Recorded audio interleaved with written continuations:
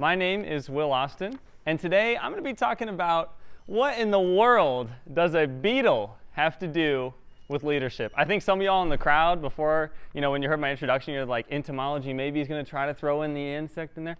I don't know. Is he? Maybe. We'll see. All right. So I'd like to start this off by having you all close your eyes and picturing a mother who is the breadwinner of a family.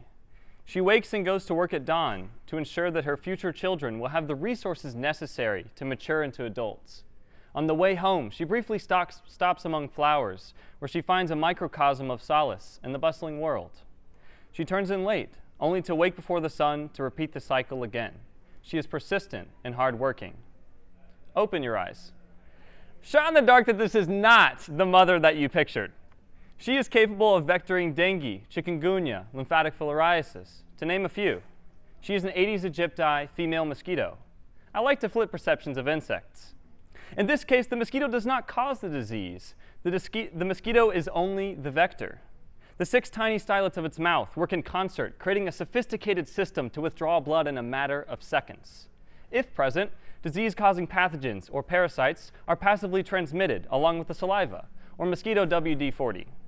I am captivated by the small in science, and this idea of small size, large impact underpins my study of entomology. Insects are pollinators, foundational in food webs, and could soon form the base of our own diets. Yet they can be powerful vectors of disease and agricultural pests.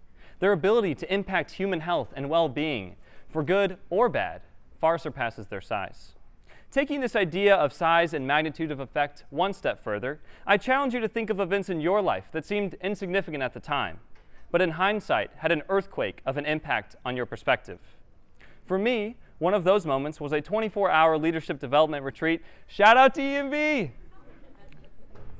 EMB is jam-packed with individual and group activities that engage one in thoughtful reflection and introspection.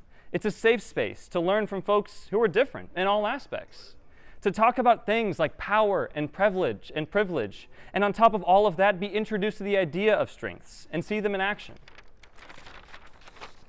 Strengths are natural patterns of thought, feeling, or behavior, or what we know as talents. You take an assessment that is based on over 4 decades of research. Over 20 million people have taken the assessment worldwide, including 24,000 Boilermakers. People who tap into their strengths are 6 times more likely to be engaged at work and 3 times more likely to have an excellent quality of life. The results generate a top 5 list, identified each by a single word. And these are mine. I think about these talents every single day. They are part of what defines me, and I am proud of them. They're a lens through which I understand myself and my interactions with others and the decisions I make on a daily basis. Let me show you how. Positivity. Nothing ignites my morning at 5:45 a.m. like the sound of the circle of life. All right, I am energized from the get-go, and when I walk into a room, I've got energy coursing through my veins. And before I leave, I want every single person to feel that energy pumping through their system. Learner. Learning something, anything excites me. I especially enjoy the cross-pollination of ideas. Forming branches between leaves of information, ultimately drawing up a tree with a generous canopy is intellectually stimulating and enriching, and I love it. It forces me to ask questions. Includer.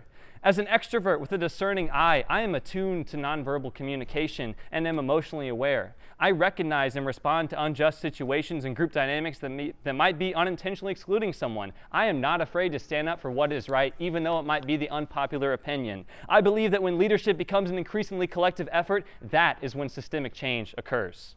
Woo! I find joy in seeking out new people and perspectives. Never one to hesitate on starting a conversation. For instance, I absolutely love flying in airplanes. You're 30,000 feet above the air, flying in a metal box, sitting next to someone you'd likely never meet in your whole life. And you have the opportunity to have a conversation over some stale peanuts and learn from them. Individualization. By investing in my relationships with others and understanding their strengths and goals, I acquire a global view that allows me to take a step back, see productive partnerships waiting to happen, and fuse these shared visions and complementary strengths, as well as better contribute to others' initiatives and ideas. Those are my top 5 strengths. But to anyone else, they're 5 random words. And to some others, those words are not understood in the same way.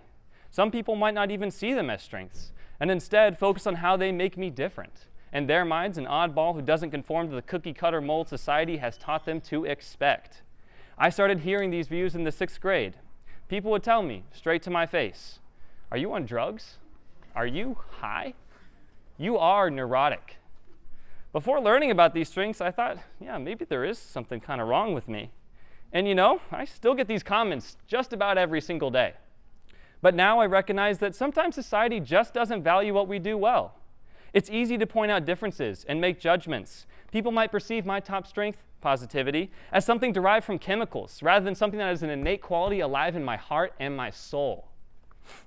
We do something similar with insects all the time. We've learned that they bite, sting, and hurt us, and that they're gross and scary. It might surprise you that I was terrified of insects up until 4 years ago. In an attempt to conquer my fear, I took an entomology course. And whoa, I started to see at their level. My fear had come from not understanding their importance as creatures of the earth. My strengths have been useful in appreciating all insects. Positivity allows me to take a step back and consider the pros of insects, opening the gridiron gate of fear so that I may use my learner to invest in the challenges that they might present. I use individualization to seek out the importance of each insect. And as a scientist, I value accurate and effective communication, using Wu to present ideas differently and include or to mitigate bias and include all viewpoints. In Timmy Global Health at Purdue, I use my strengths to help feed the Lafayette community. Learner, to understand the problem and the need for a solution. Includer rooted me in the drive to feed people experiencing homelessness. Positivity to tackle obstacles over the course of 3 years. Woo to get others invested to create a sustainable program long after I'm gone. And individualization to combine organizational efforts and meet competing goals. Woo! That's a woo for you. Imagine the magnitude of the impact taking the time to introspect and invest in your strengths. 5 little words could have on your life and how you want to affect change. The next time you're about to step on or swat at an insect that's causing no harm, I hope you'll stop and appreciate the little creature who does so much good in the world. And that is what a beetle has to do with leadership. Thank you.